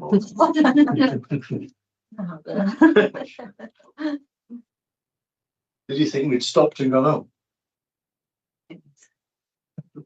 Oh, Tom, but he's still there. He's still not here. Put in the milk in his tea. We are live, so you can carry on. We are live. Okay, thank you. So we move on to Long Whitnam. P25 S1636, which is a building east of Hamilton, Long Whitnam. And the planning officer is Davina Sarek. So welcome, Davina. Thank you, Chairman. This application seeks planning permission for the conversion of the existing barn into a 2-bed dwelling, including the formation of a garden, associated works to create a driveway and a parking area as detailed within the submitted plans. The barn lies directly adjacent to Hamilton, which is a 17th century barn that was converted to form 2 dwelling houses. The application site lies to the east of these dwellings, and the land is classified as agricultural land. The site also lies adjacent to the Long Whitnam Conservation Area, which stops at Hamilton and is in an area of potential archaeological interest. The existing barn is simple in its design and structure and is a single story in height with timber construction and metal sheet roofing. The conversion will upgrade the existing building, and the dwelling will be finished with new timber boarding for the walls and a new slate roof. New window openings are limited to avoid an overly domestic character to ensure that the simple origins of the building remain legible. Long Whitnam has a made neighbourhood plan. The building is located just outside of the built-up boundary limits of the village within the map within the neighbourhood plan. Policy LW4 of the neighbourhood plan states that proposals for the development outside the built-up area boundary will only be supported if they are appropriate to countryside location and are otherwise consistent with development plan policies. It then goes on to say that the following types of development will be considered as exceptions to this policy approach. One of these are that appropriate forms of residential development in the countryside identified in national and local policy, including conversions of existing rural buildings. This is further supported by South Oxfordshire Local Development Plan Policy H1, where the reuse of rural buildings outside the built-up limits are acceptable where they enhance the immediate area. The conversion of the building is therefore considered to be acceptable in principle under policy LW4 of the neighbourhood plan and policy H1 of the South Oxfordshire local plan. The proposal makes good use of an existing building and would be located at the edge of the built-up limits of the village. It would be of a higher quality sustainable finish and is considered to enhance the existing character of the area and the surrounding rural landscape. I would just like to point out that in section 2.1 of the report, it states that a tractor is being stored in the building. This is a mistake, and it should say trailer, which is seen in the site photos. The proposal provides 2 parking spaces, which is adequate for a 2-bedroom dwelling. There are no highway safety issues associated with the proposal, and the local highway officer raised no objections. As set out in the report, the proposed dwelling is not considered to be unneighbourly by way of overlooking due to the careful siting of the windows and roof lights. The style of the dwelling is in keeping with the dwelling at Sharps Yard, which is located 56 metres to the northeast of the application site. The parish council have raised objections and concerns on the grounds that the development is contrary to policy, and the close proximity of the building to Hamilton and its impacts to that dwelling. They are also concerned about a number of statements made in the agent's planning statement. However, the proposal meets the policy requirements of LW4 of the neighbourhood plan, policy H1 of the South Oxfordshire local plan, and in your officer's opinion, the development does not have sufficient adverse impacts to outweigh the benefits of providing a new dwelling in this location. The application is therefore recommended for approval, subject to the conditions set out in the report. Thank you, Davina. We'll come back to you, Howard. Okay, I have a number of speakers registered. First one being Councillor Ian Burton from Long Whitman Parish Council. I see his initials on there. Mr. Burton, are you there, Councillor Burton? Yep. Hello, can you hear me? Yes, we can hear you and I can see you. That's good. That's okay. Brilliant. Okay, you got 5 minutes from now. Okay, lovely. It was a very short statement. So here we go. Right, councillors, the parish council has raised objections to this application for two key reasons. Firstly, the application documents include many errors and incorrect assumptions about the Long Whitman neighbourhood plan. The applicant's agent say this is out of date and is not supported by a character assessment. Neither of this is correct. Your officers in their report have made it very clear that the NDP is still in force and carries weight in guiding planning and decisions in the parish. Secondly, the parish council is very concerned that this application does not set up a precedent for the further development of this open site at the extremity of the built-up area of the village. This is a very small barn in a corner of a much larger field, and the PC is concerned that if it gains consent, the applicants may use this as a signal that the remainder of the field could also be developed. This would be contrary to the NDP. We've asked for the removal of permitted development rights to signal the further development would be unacceptable, and we will be grateful to the officers for recommending that these rights should be restricted in any consent. That's it. Thank you very much. Right. Thank you, Mr. Burton. Committee, have we got any questions? I think I've got a question for you. You say you think it will set a precedent. That is not a reason for refusal. It's not a planning reason, unfortunately. Each application is taken on its merit, and we can't refuse this because it might lead to other things. And I can assure you that in my papers in front of me here, we have the withdrawal of permitted development rights in the proposal. Okay. Okay, so thank you for your presentation. Unless the committee have got any questions? No, thank you very much. Don't see them. Thank you for the presentation. Thank you. Okay, our next speaker is Janet Stevens. Who's here in person. I'm here because I live in that house, so you can probably realise why I'm sat here. Just to give you a little bit of history, the villagers of Long Whitman has, throughout the years, sought active engagement with the planning process. Far from being not in our backyard, we have strongly endorsed through the NDP, the new school, a new village hall and the accompanying housing and a site chosen by the NDP. Further to this, we have also had imposed on us a further development of new housing at Wessex Way of 36 houses. Although in the report, the NDP is of course acknowledged, there is very little emphasis on the fact that we have, as a small village, already more than fulfilled any requirements for new housing in the current time frame. We have therefore put our faith in the process, in other words, to protect us from further unwanted development. Locally, this application is viewed very much in the context of a previous application, which was withdrawn in 2018, a development of 29 houses, and we thank the officer for drawing their attention to this in their report. Regarding the 5-year plan, I know this has been discussed quite a lot this evening about it not being fulfilled. In light of my above comments, the Long Whitman is a small village. We have already had more than our allocation and consider further development to be unnecessary and will have minimal impact on the overall shortage of housing in the county. Furthermore, the land, as you mentioned, classified as agricultural with a gap of fields lying between the existing barn and the property at Sharp's Yard, The gap would be halved should such a development and garden be built, significantly changing the landscape and openness of this area. This old barn, yes, it's a little bit tired, but it actually adds much character to an old village, much of which lies within a conservation area.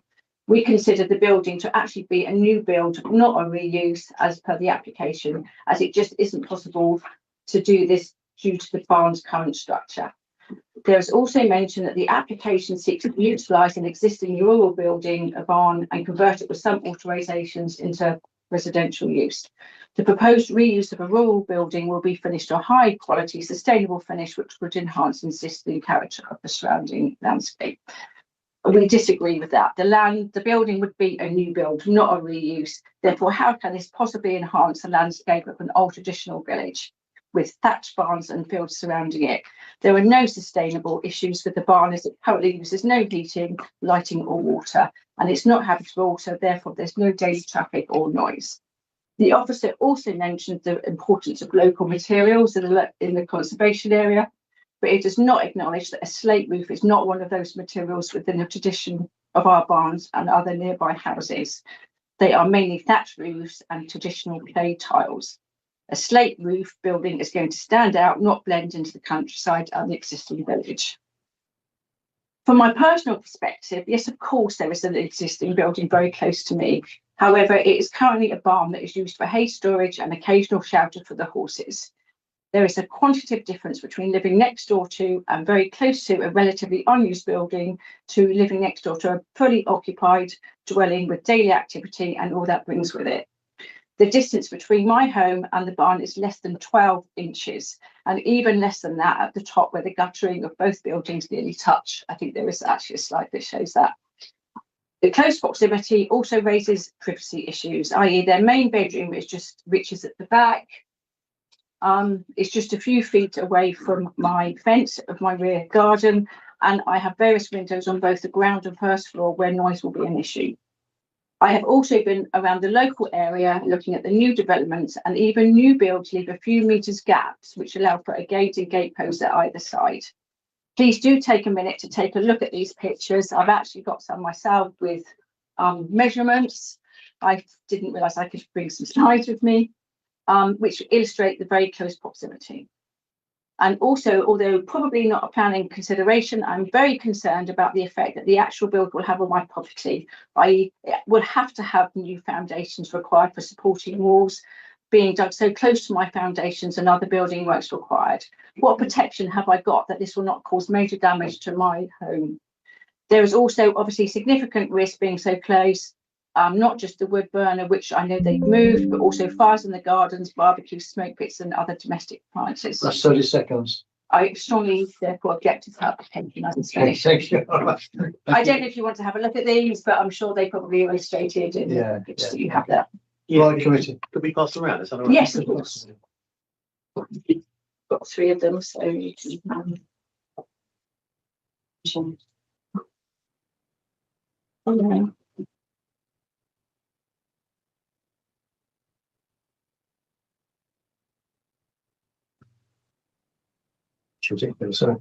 that's a listing. Isn't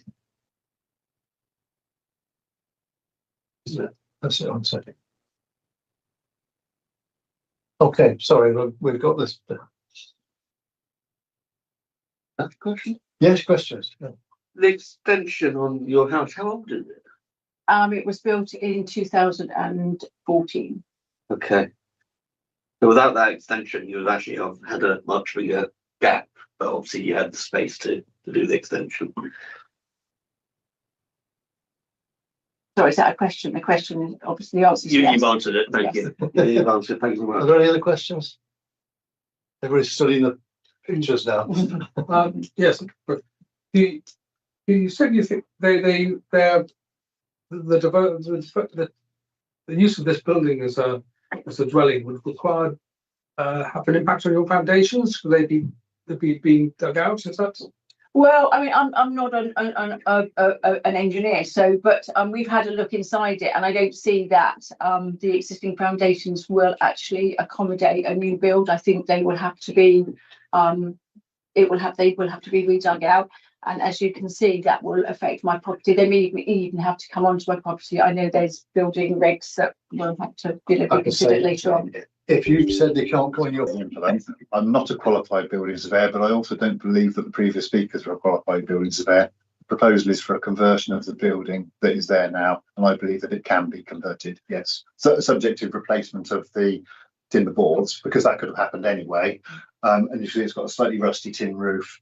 The proposal is that that would be slate, and slate works very well because it's a very light form of roof, because you can overlap it very well.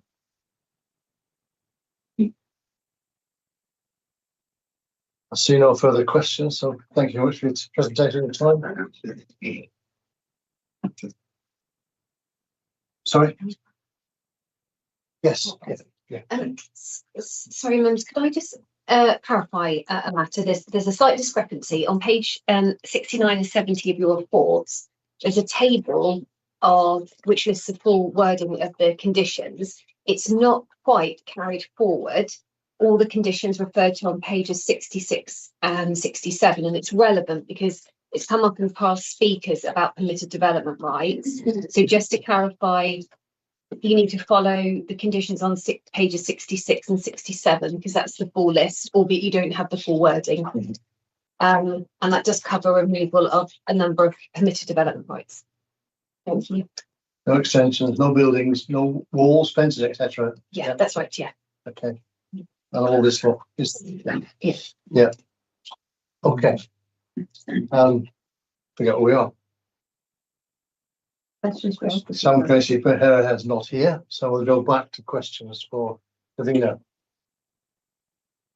Don't see him. No, I have one. Peter has one. I'll do Peter first. Is it in the national landscape? No. No, so it's open countryside. Yeah. What are the considerations in terms of if they where the boundary and the footprint currently is? Do they have any leeway if they run into a foundation issue and they can't access from the other property? Is that a Well, I'm of the opinion, like Henry, that it shouldn't need foundations. It looks like it can be converted. I've seen many similar buildings in the district that have been converted without the need for foundations. It's single story. Yeah. It might just need internal insulation and things internally to make it livable and warm. And but yeah, that would be sort of a building reg question. So it's very difficult to know the exact answer, but presumably it can be converted as it is without the need of digging foundations. Yeah, there is separate legislation under the Party Wall Act that should that become an issue, but that isn't covered by by planning, sorry, it's covered under separate legislation, so they can fall back on that if required. I think there is something in building regs that you can strengthen a building without removing the existing building just by digging very close to the building. But again, that's building regs, not planning. So there's nowhere in the report talks about that. It just talks about conversion all along, doesn't it? It doesn't tell you what the main structure is. It's timber, but timber on what, we don't know. I think we've just got to. There'll be 4x2s. There'll be 4x2s. I'm told there'll be 4x2s. Sitting on a bit of concrete. Probably a brick plinth. A brick plinth. Yes. On concrete.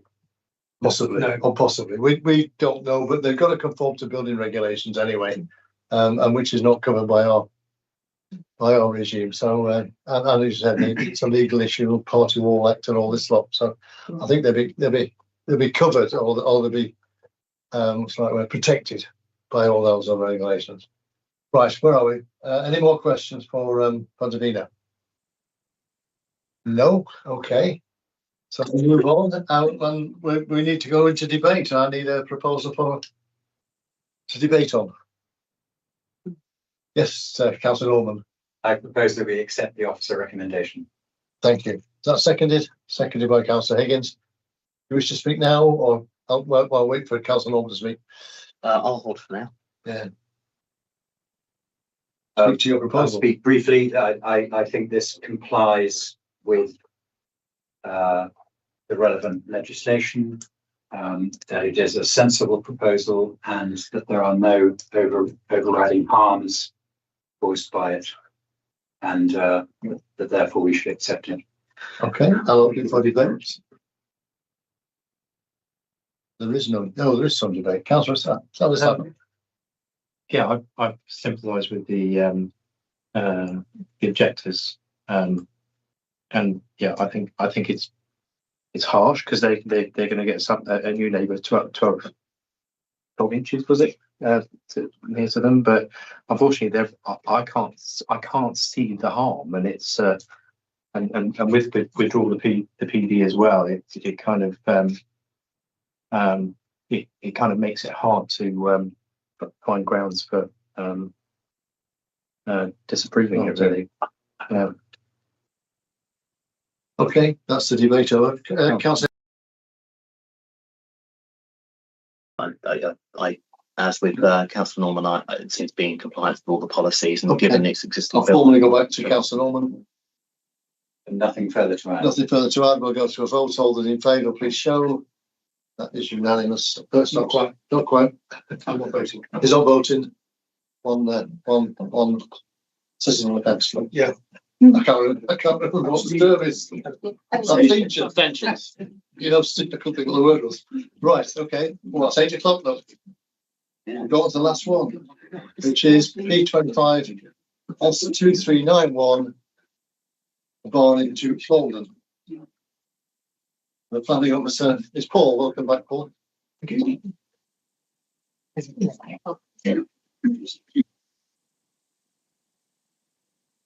Thank you, Chair. The applications before members this evening, the views of the parish council differ from your officer's recommendation that planning permission should be granted. The application site comprises an agricultural building within the settlement of the Folden. The application seeks full planning permission for the demolition of the barn and the replacement with a 4-bedroom detached house and a triple garage. Folden is classified as an other village where infill development is permitted in the context of local plan policy. This is also reflected in the neighbourhood plan. Once the building is demolished, the site would be considered infill on the basis that it is closely surrounded by buildings. As infill, the proposal is not considered inappropriate in a Greenbelt location. This conformity with the development plan, having regard to the tilted planning balance in favour of permitting sustainable development, means that in your officer's view, the principle of a dwelling is acceptable. Parish Council have objected on the basis of creating further dwellings in Folden, and it is no longer appropriate or sustainable. They argue that as an other village, which are envisaged to have limited amounts of housing, Folden has already met that requirement.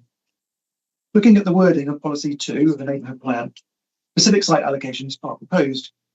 Policy states that approximately 15 new houses should be constructed during the planned period between 2011 and 2033. Policy does not, however, put a specific cap on the number of units.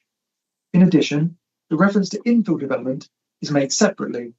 Infill, by its nature, can be a windfall type of development outside of a specific allocated requirement. In your officer's view, there is no policy in play that would mean the council can now simply refuse any new dwellings going forward in Folden. The design and scale of the building is appropriate for this conservation area and rural village location. The design has been slightly amended at the request of the Heritage Officer and now meets with their approval.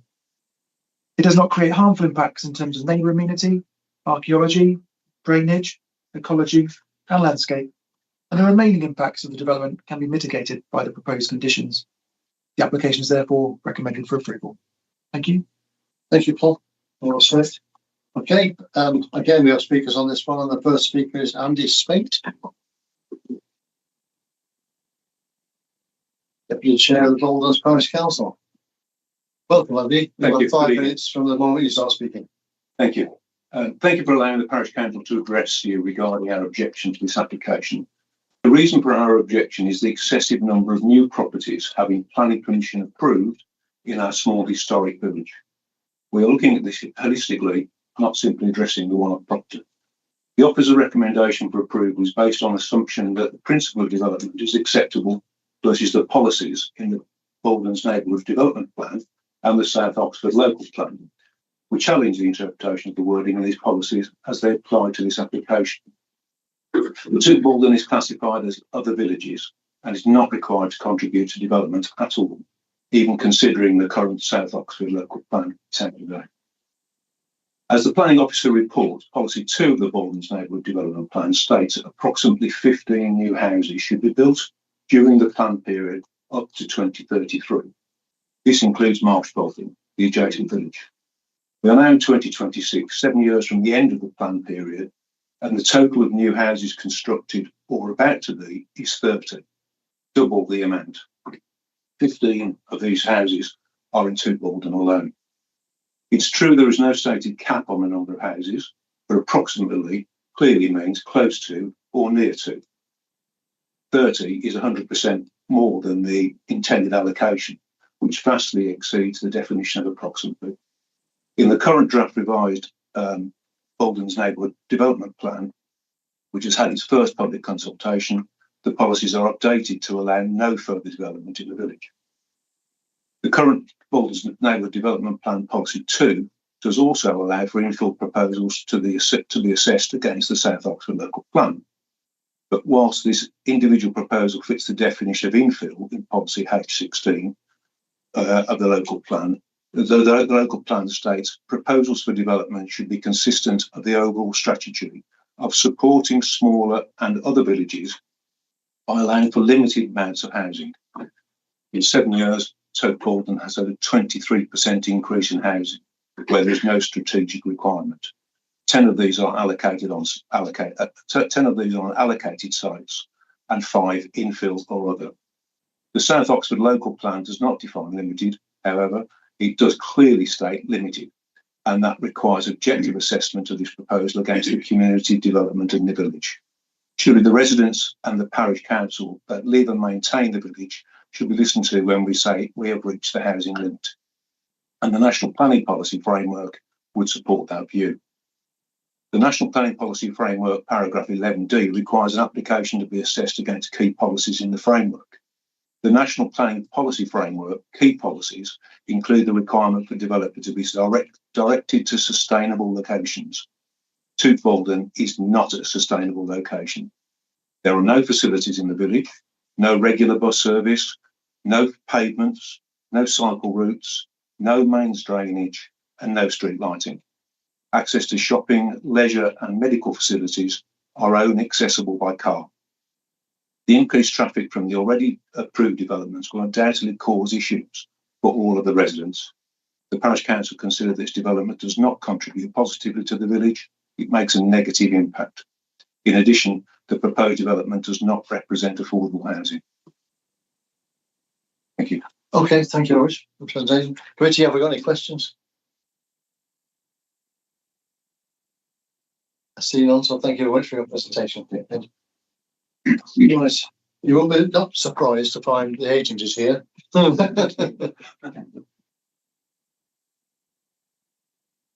Welcome back, Henry. Is this I know more about this one. This is an application that I have put together, yes. Yeah. I also know an awful lot more about Marsh Baldon and Tooting because I've been responsible for some of the applications that Mr. Spades has referred to.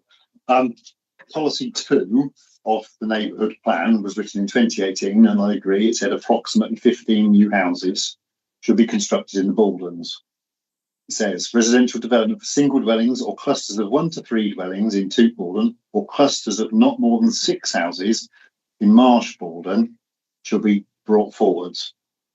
There are 4 sites in Tooting and 5 sites in Marsh Baldon. So there are 9 sites. All those houses are in accordance with the allocations. There have been 2 additional infill dwellings in the Baldens, I think, or might be 3, Andy might have corrected me. The neighbourhood plan did exactly what it was supposed to do. It was meant to be a purposive, bringing forward development to help out the village services.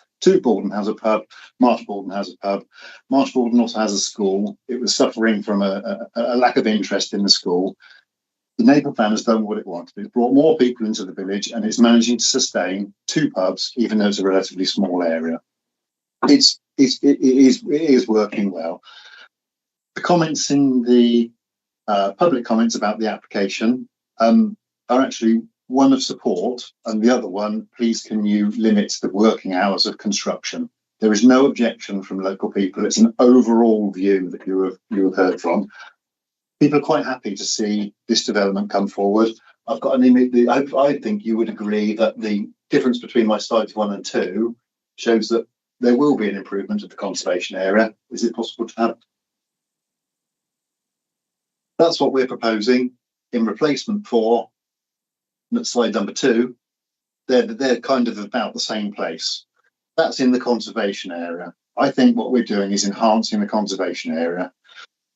It's quite difficult to enhance a conservation area, but when you're removing slightly scruffy buildings that are behind other people's houses, it's difficult. The local plan supports things which will enhance conservation areas. Not everybody does that. Sometimes you have to weigh the harm against the benefits of things. I think this is one where planning officer has said it's infilling. It meets the local plan definition of infilling. It meets the neighbourhood plan as it is definition of infilling. It complies with those policies. We made one small change to the plans to make it a really sort of handsome development. The development plan fundamentally does not give a limit. We have not reached the limit for Marsh Borden and to Borden. It just complies with policies. I know you've had a lovely tour of the intricacies of the policies that the South Oxfordshire plan has and all these different neighbourhood plans, but fundamentally it does comply with both levels of plan.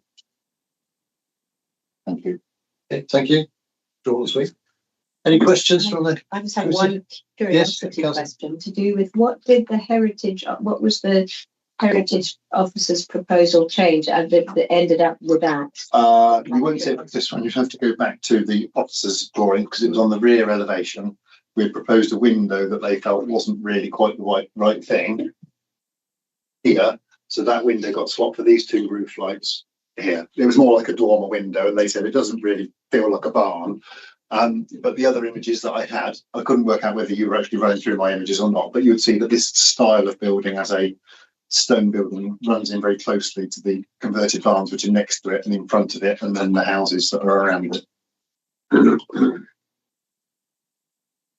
Okay. Yep. Sorry. Yeah. Could you tell me what the materials of the new dwelling are going to be made of? What the natural stone? Natural stone and the roof tiles. There's a range of materials on the roof. Oh, that's to be clay tiles. And handmade clay tiles. Yes. Okay. So that's in the spec somewhere. Okay. Good. Okay. Thank you very much, Henry. Thank you. Right. We're going now. Questions back to Paul. Questions for the planning officer? Yeah. Oh, is this in the grey belt? And if so, it's in the village. Yeah, the village. It complies with Greenbelt policy without having to go through the Greenbelt arguments. Because it is infill development, it is in paragraph 154 that it's acceptable. We don't need to go into the next paragraph. 155. But it doesn't fulfil any of the purposes set out, does it? It's not preventing the expansion of the amenities, the integration of Oxford with Abingdon. So it must be great. I mean, it could be argued if you were to go through the different criteria. I haven't done that in the report. No. I think it was necessary, but it could be argued it is grey belt as any other land. It's not previously developed land because it's agricultural. That agricultural uses fall outside of the definition of previously developed land. But it could be argued as any other land. But as I said, I haven't gone through that. It is previously developed because it's agricultural buildings are outside of the definition of a previously developed land. Except that's why it doesn't pay still, is it? Because it's in this case, still is liable, but it's not. They don't have to pay it on the basis that, whilst it is introducing a new dwelling, the floor space is being offset by the large amount of building that is being removed. I would say I don't see. I see, but I don't see it all because it's obviously the existing building doesn't have any impact on the community infrastructure, and the new one will, because the people who live there, unlike the cows who are previously resident, will require doctors and schools and all that sort of nonsense. No, it's, there we are, sorry, it's just a. If I could just come back on that particular point, in terms of what is liable, what can be offset, those are things that are captured nationally in national legislation. We can set the fees, the rates in terms of SIL locally. Yes. But in terms of what can be offset, what falls within being liable for SIL and what doesn't, that's outside of our control. So it's national legislation. We need to lobby the MPs and get it changed. It's a nonsense, isn't it? It seems silly, but Councillor Norman. Paul, in some circumstances, I think many circumstances, existing agricultural buildings have I may be getting the wording wrong, but they have a permitted development right for conversion to residential dwellings, I believe. Is that correct in some cases? Yes. Why does that not apply in this case? It's not conversion. Yes, I mean they haven't come where we see applications come forward for a new build. We may see prior to that them going through the exercise of establishing what they could do without needing to come to us for the planning permission through utilising permitted development rights to convert a building. That hasn't occurred. That process hasn't taken place here. Why that hasn't occurred, I haven't gone into, but equally, it's acceptable on its merit as a planning application. But yes, in generality, there are circumstances where agricultural buildings can be converted under what we call a prior approval process, but that hasn't occurred here. And so, yeah, they're not proposing to convert, rather they're rather demolition. Okay. Does it have anything to do with the letter C and A? I can't see that. And it could also be which is one of the restrictions of, yes, you can do conversions, but there are a number of criteria that you have to meet. And if you're in a conservation area, that is one. Okay, I think we've gone far enough. Clearly, Sam Casey Reher is not with us, so we need to get on to debate. I need a proposal. Does it have to be me again? I propose we accept the officer's recommendation. Aside that it seems to be in compliance with the policies, it seems to be that fair enough as infill. So I think we see much tougher ones than this. Okay, thank you. Is that seconded? Seconded by Councillor MacDonald. Who wish to speak now? Very briefly, that appears to be in accordance with policies and the proposers. Okay, thank you. We're into debate. Is there any debate? I see no debate. We'll go back to Councillor Higgins to sum up the debate, which you didn't know. Yes, excellent debate, everyone. Yeah, please vote for the motion. Okay, go to the vote then. All those in favour of the motion, please show. Thank you. That is unanimous. Oh, that's a universal. Right, thank you, everybody. We didn't have any. Oh, he was on there, didn't we? We didn't have any additional stuff on the agenda. We don't feel so. We never hear about the appeal sometimes. Yeah. I've losed it, sorry. It only needs to be noted. Just be noted, now the appeals. I hope you all noted the appeal result on in Benson. Bertie, please can you stop the broadcast?